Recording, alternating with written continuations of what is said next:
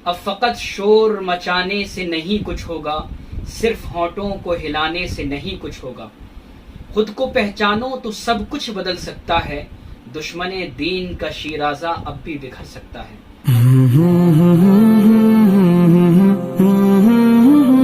अस्सलामुअलैकुम रहमतुल्लाहि व बरकातुहू। मोहतरम दोस्तों, जैसा कि आप लोग देख भी रहे होंगे और सुन भी रहे होंगे कि भगवा लव ट्रैप किस तरह ट्रेंड कर रहा है, इसी को देखते हुए हमारी सोसाइटी के, हमारे माशरे के कुछ जिम्मेदार और कुछ रिस्पॉन्सिबल लोगों ने इसके कुछ रीजन और इसकी कुछ वजूहात बयान की हैं और उसके सॉल्यूशन भी बयान किए, उनके हल बयान किए हैं। जैसे कि मदरसे वालों का कहना यह है कि पूरा भगवा लव ट्रैप जो है वो इस वजह से हो रहा है कि हमारी लड़कियों को, हमारी बेटियों को दीनी तालीम नहीं दी जा रही है, तो लड़कियों को दीनी तालीम दिलानी चाहिए। दीनदारों का कहना यह है कि ये सारी की सारी चीजें कॉलेजेस, स्कूल और यूनिवर्सिटीज और को एजुकेशन का नतीजा है, इसलिए लड़कियों को बाहर जाने से और बाहर के माहौल से बचाना चाहिए। तबलीग वालों का कहना यह है कि ये सारी की सारी चीजें दीन की मेहनत के ना होने की वजह से हो रही है, इसलिए उनको दीनी इज्तिमाआत में और अल्लाह के रास्ते में निकालना चाहिए। कुछ लोगों का कहना यह है कि ये सारी की सारी चीजें मोबाइल की देन है, मोबाइल की वजह से हो रही है, इसलिए 10,000 का मोबाइल ना दिलाकर 50,000 की ज्वेलरी दिला दी जाए। ये सारे के सारे रीजन और इसके सॉल्यूशन लोग बयान कर रहे हैं। मैं ये नहीं कहता कि ये रीजन नहीं है और ये सॉल्यूशन नहीं है, लेकिन ये सारी की सारी चीजें सिर्फ शाखाएं हैं, असल जड़ कुछ और है। जैसे कि मैं ये मानता हूं कि इस वक्त इसकी एक सबसे बड़ी जो वजह है वो माँ बाप का सही ना होना है। माँ बाप ना तो अच्छे माँ बाप बन पा रहे हैं, ना ही अच्छे दोस्त बन पा रहे हैं। होना तो ये चाहिए था कि माँ बाप अच्छा दोस्त बन गए, बच्चों की फीलिंग को समझते, बच्चों के मिजाज को समझते और अच्छे माँ बाप बनकर बच्चों की सही रहनुमाई करते। और एक इसकी सबसे बड़ी वजह और सबसे बड़ा रीजन, और उससे आप भी एग्री करेंगे, वो है नेचर से बगावत, फितरत से बगावत। और वो क्या है? वक्त पर शादी का ना होना, डिले ऑफ मैरिज इसकी सबसे बड़ी वजह और सबसे बड़ी जड़ है।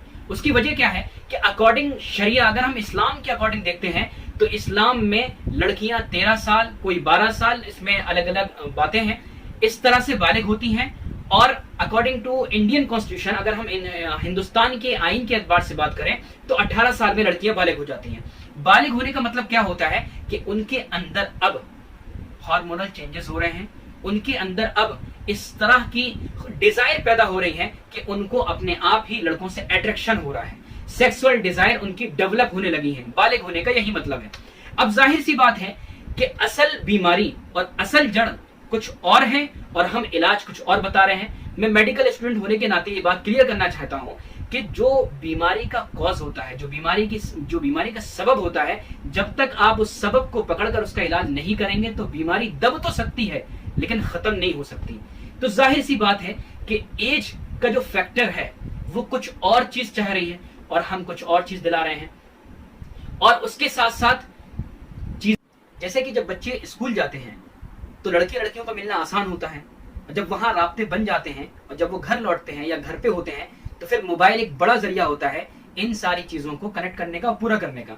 इसलिए जिन लोगों ने ये कहा है कि स्कूल जो वजह बताई है या मोबाइल जो वजह बताई है वो कहीं ना कहीं और अपनी जगह बिल्कुल दुरुस्त है, लेकिन ये सारी की सारी चीजें सिर्फ शाखाएं हैं, ब्रांचेस हैं।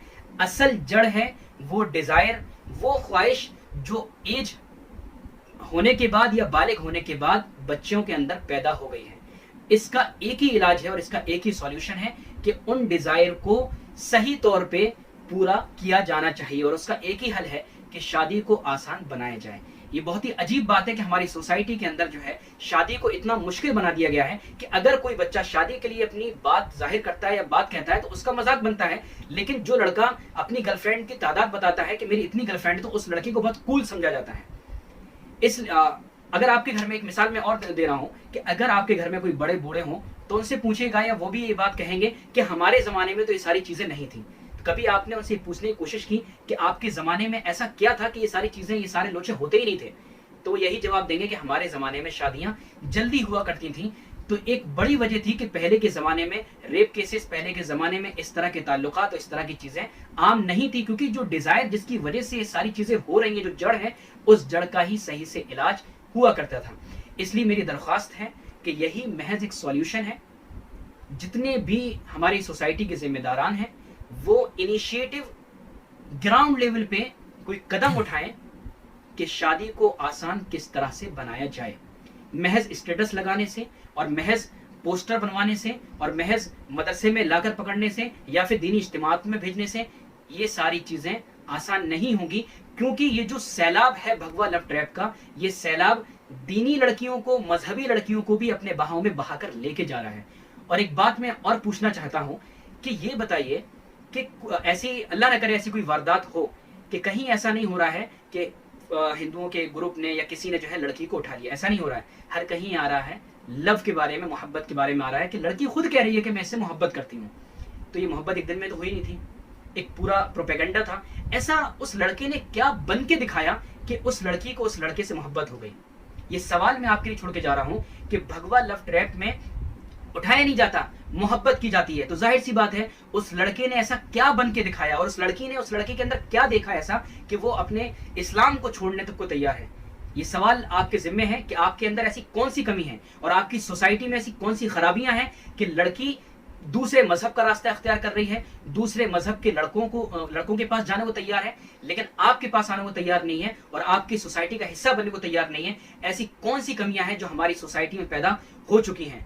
और मैंने जो शादी का सॉल्यूशन दिया है, तो मैं ये बिल्कुल नहीं कहना चाहता हूं कि आप अपनी 13-14 साल की लड़कियों के हाथ पीले कर दें, उनकी शादी कर दें, उनकी पढ़ाई छुड़वा दें। मैं ये बिल्कुल नहीं कहना चाह रहा हूं, लेकिन जो मैं बात कहना चाहता हूं वो जो आज के माहौल में बहुत बुरी तरह फैली हुई है और हर इंसान और हर मुसलमान इसका शिकार हो चुका है कि अभी तो हमारी लड़की 22-23 साल की है, अभी हमारी लड़की छोटी है। अभी हम अपनी बच्ची के सामने जो 23-24 साल की बच्ची है उसके सामने शादी की बात कैसे करें? अभी तो उसको फ्यूचर बनाना है, अभी तो उसको कैरियर बनाना है। तो ये जो सारी चीजें हैं, या लड़के ये कहें कि अभी तो मुझे अपने पैरों पे खड़े होना है, अभी तो मुझे मकान बनाना है, अभी तो मुझे ये गाड़ी लेनी है, वो काम करने हैं। तो इन सारी चीजों से बाहर आकर जो उम्र है, जो सही उम्र है, जिसमें अगर जिसके पास आसानी है और सहूलत है तो वो शादी वक्त पर करें, ताकि इस तरह की चीजों से बच सके और शादी को आसान बनाने की हर एक इंसान कोशिश करे। तो जहनों से ये बात बिल्कुल निकाल दें कि जब कैरियर बन जाएगा, जब मकान बन जाएगा, जब गाड़ी आ जाएगी,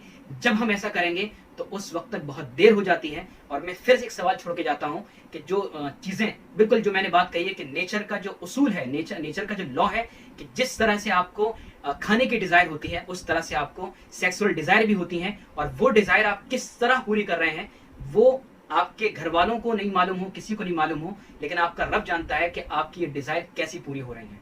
इसलिए इन सारी चीजों से बचने के लिए एक ही हल है कि अपने आप को रिस्पॉन्सिबल बनाएं और वक्त पर, अगर आसानी है, अल्लाह ने आफियत रखी है और आसानी रखी है, तो वक्त पे निकाह करें। अस्सलामु अलैकुम व रहमतुल्लाहि व बरकातुहू।